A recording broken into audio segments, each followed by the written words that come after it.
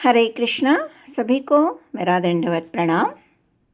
मेरा नाम हेमा देशपांडे है और आज हम अध्याय 17 जिसका नाम है श्रद्धा के विभाग, इसे देखने जा रहे हैं।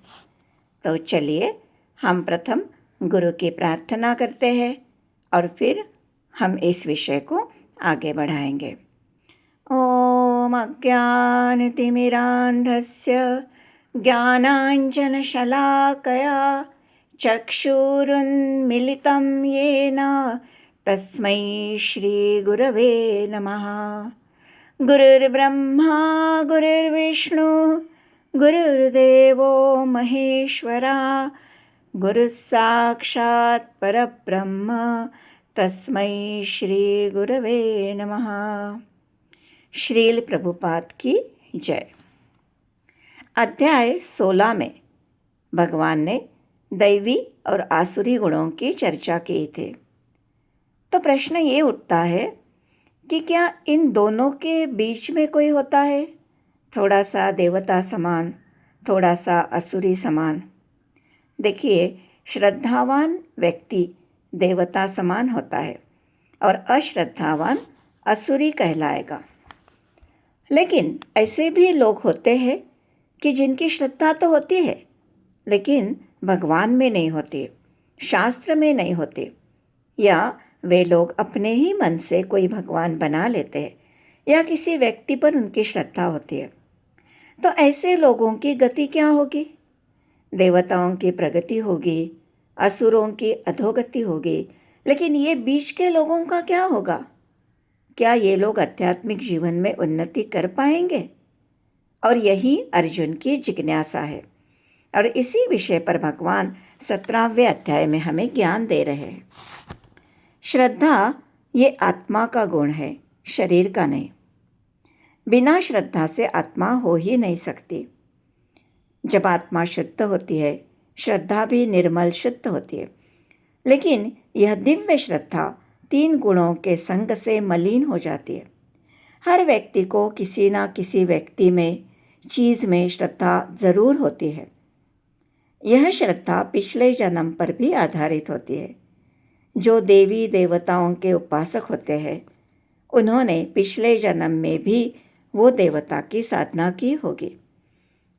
असुरी लोगों के संस्कार भी पिछले जन्म से ही आते हैं। हमारी चेतना के अनुसार हमारी श्रद्धा बनती है।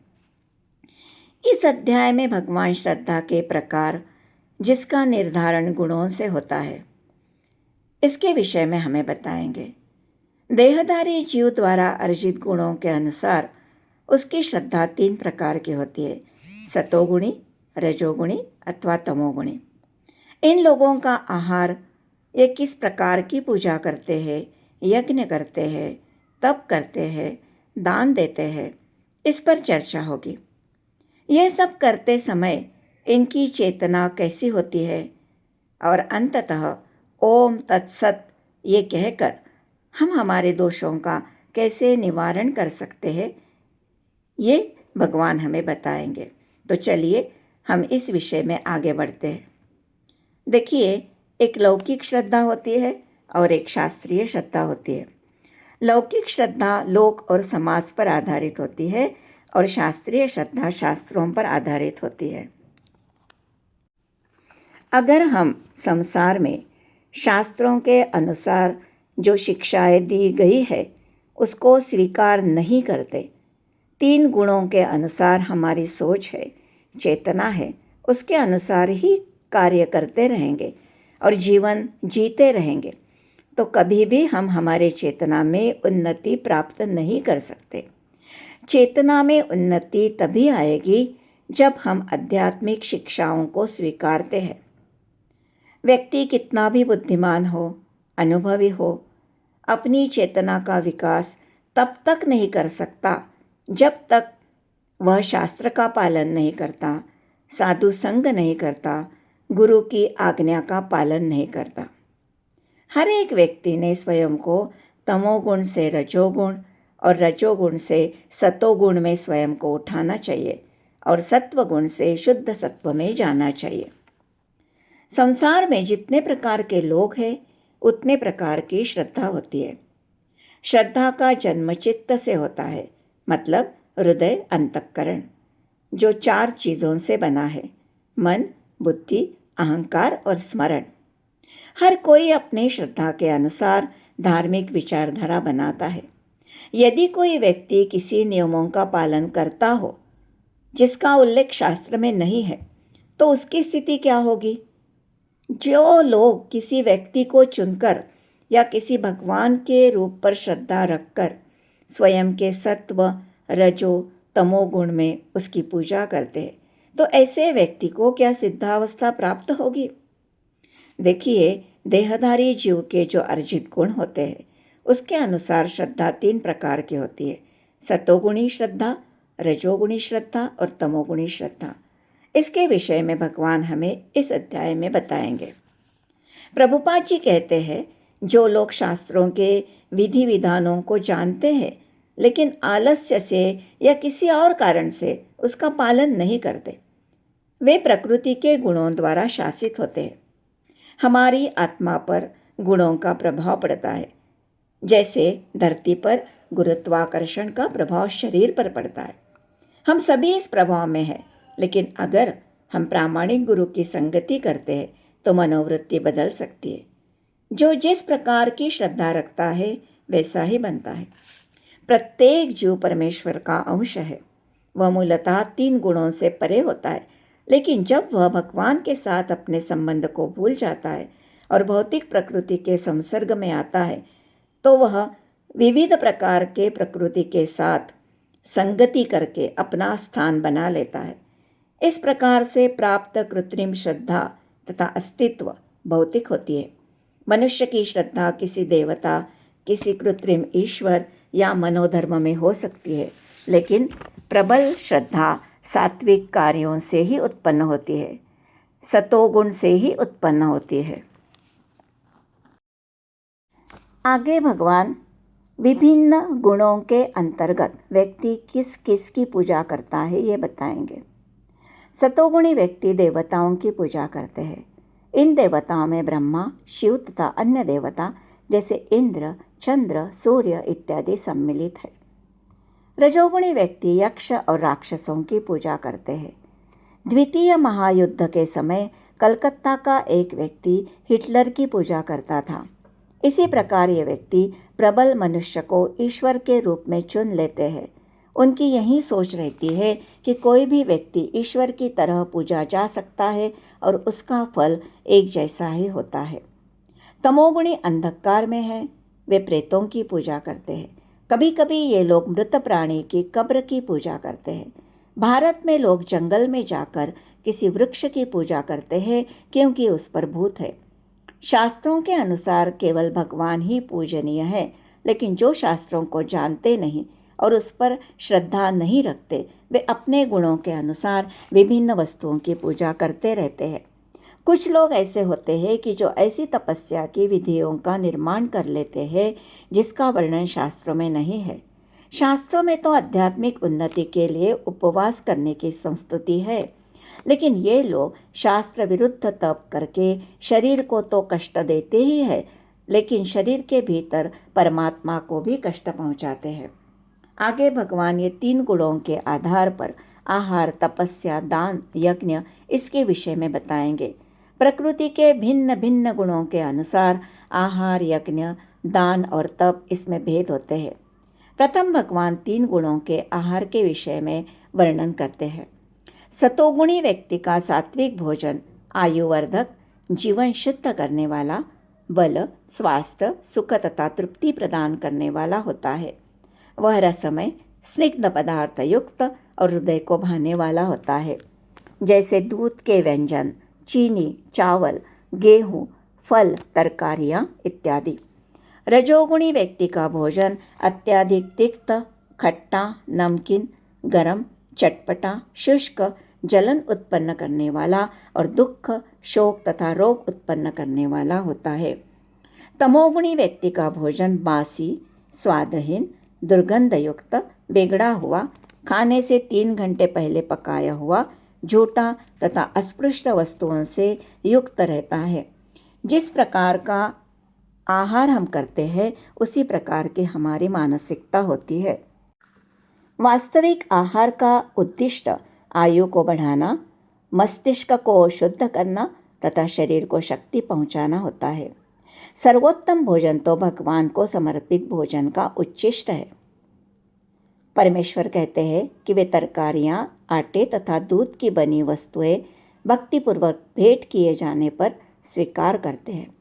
कोई भी भोजन जो सात्विक विधि से बनाया जाता है और भगवान को अर्पित किया जाता है वो ग्रहण किया जाता है, भले ही वह कितने ही घंटे पूर्व बनाया गया हो। आगे भगवान हमें 3 गुणों से यत्न करना ये बताते हैं। आध्यात्मिक कार्य भी जिस चेतना से किया गया उससे प्रभावित होता है। यज्ञ भी 3 प्रकार के होते हैं: सतोगुणी यज्ञ, रजोगुणी यज्ञ और तमोगुणी यज्ञ। सतोगुणी यज्ञ वो होता है जो फल की इच्छा से रहित और शास्त्र के अनुसार किया जाता है। यह कार्य कर्तव्य से प्रेरित होकर किया जाता है। रजोगुणी यज्ञ भौतिक लाभ के लिए गर्भवश किया जाता है। तमोगुणी यज्ञ शास्त्र की अवहेलना करके मंत्रों के उच्चारण के बिना और प्रसाद वितरण किए बिना किया जाता है, जिसमें श्रद्धा नहीं होती।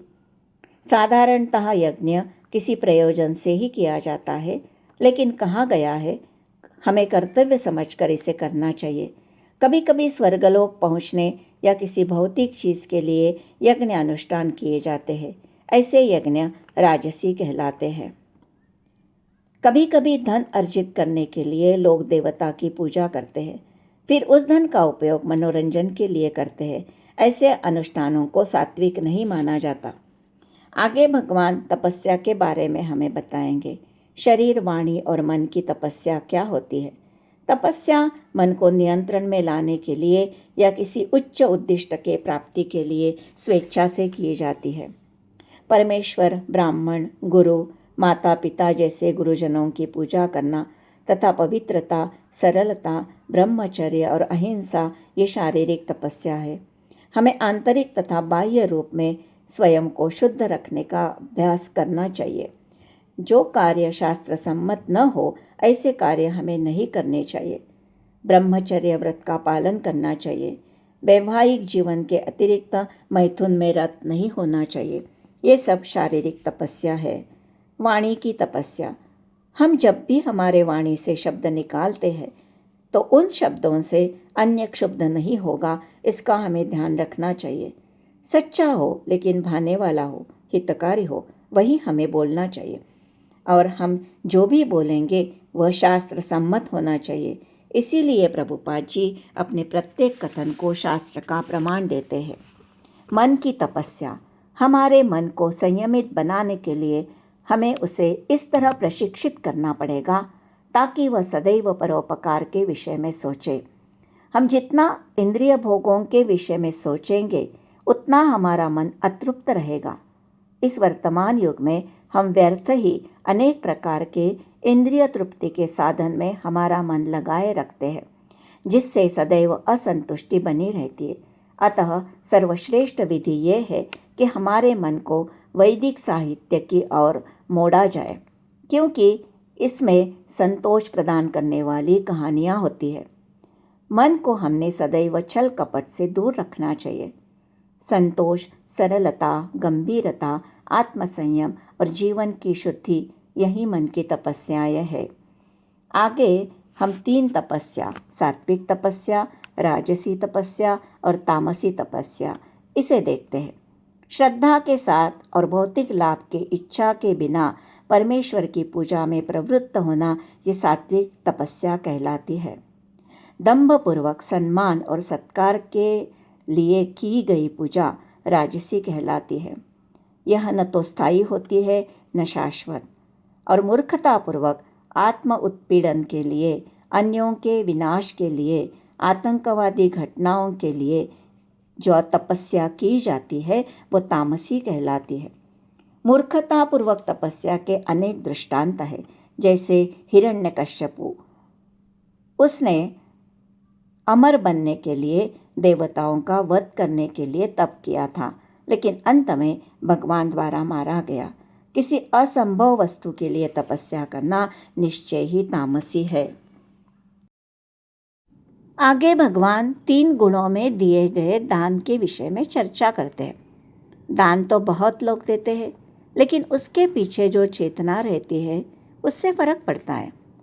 कर्तव्य समझकर किसी प्रकार के आशा के बिना समुचित काल में, समुचित स्थान में और योग्य व्यक्तियों को दिया गया दान सतोगुणी दान कहलाता है। वैदिक साहित्य में ऐसे व्यक्ति को दान देने की संस्तुति है जो आध्यात्मिक कार्य में लगा हो।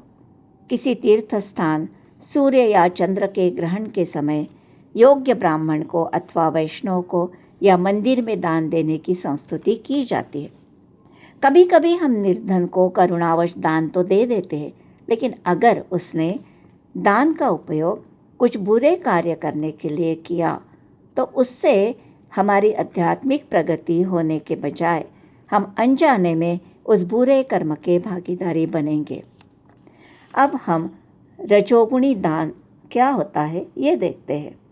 प्रत्युपकार की भावना से या कर्मफल की इच्छा से या अनिच्छापूर्वक दिया गया दान रजोगुणी दान कहलाता है। कभी कभी स्वर्गलोक के लिए या पश्चाताप की भावना से या वरिष्ठों के दबाव के कारण दान दिया जाता है। ये राजसी दान है। अब हम तमोगुणी दान के विषय में देखते हैं। अपवित्र स्थान, अनुचित समय, अयोग्य व्यक्ति को या अनादर की भावना से दिया गया दान तामसी दान कहलाता है। मद्यपान तथा द्यूत क्रीड़ा में व्यसनी लोगों को दान देने के लिए यहाँ प्रोत्साहित नहीं किया जाता। आगे भगवान हमें श्रद्धा के जो स्तर है वो कैसे हम 4 विभागों में विभाजित कर सकते हैं ये बताएंगे।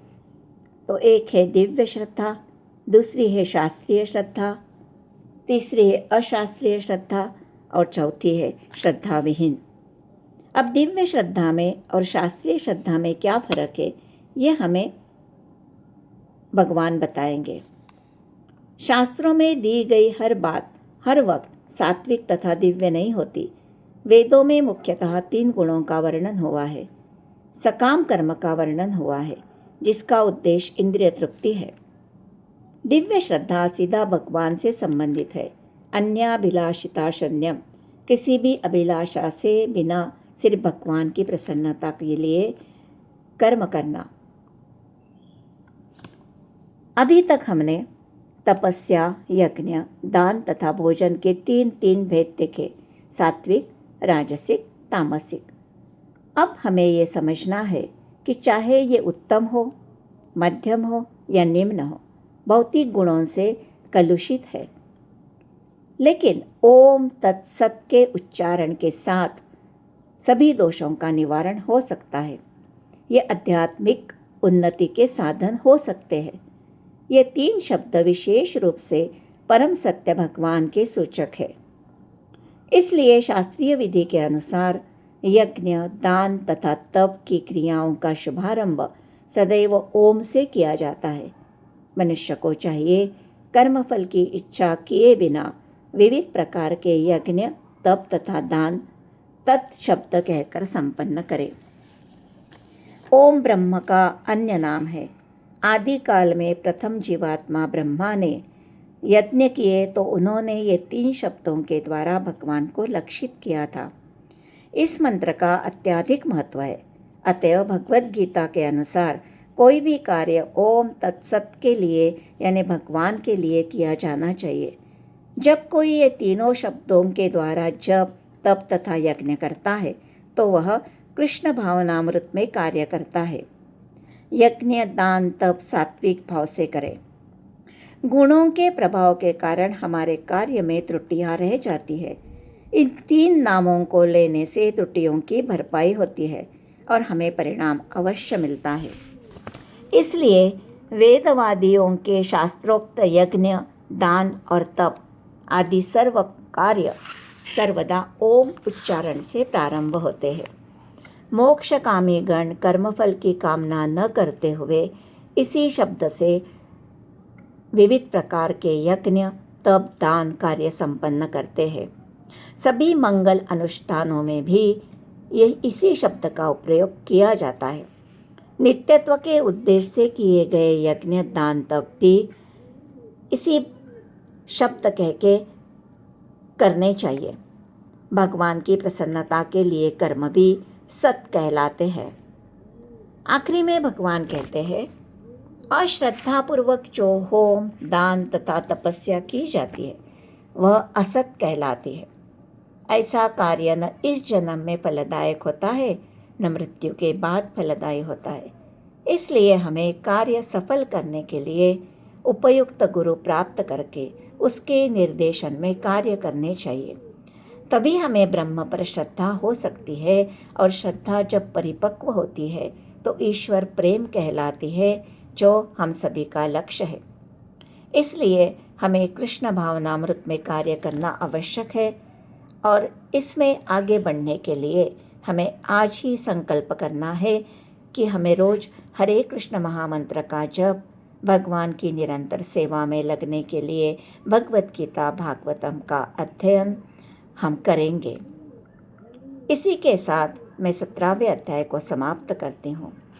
भगवत गीता 17 अध्याय में समाप्त हो जाती है। आगे हमारा आखिरी अध्याय है 18वां अध्याय, जो उपसंहार संन्यास की सिद्धि कहलाता है। प्रत्येक अध्याय में भगवान बल देकर कहते हैं कि भगवान की सेवा ही जीवन का परम लक्ष्य है, और इसी विषय को 18वें अध्याय में ज्ञान के परम गुह्य मार्ग के रूप में संक्षेप में बताया है। निष्कर्ष रूप में यह कहा गया है कि सारे कार्यों को परमेश्वर से युक्त होने चाहिए।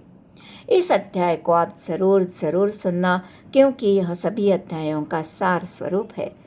और इस रिकॉर्डिंग को लाइक, शेयर और सब्सक्राइब ज़रूर करना, ताकि इसका सभी को लाभ मिले। यहीं मैं विराम लेती हूँ। हरे कृष्णा कृष्ण कृष्णा हरे हरे, हरे राम राम राम हरे हरे। सभी को मेरा दंडवत प्रणाम।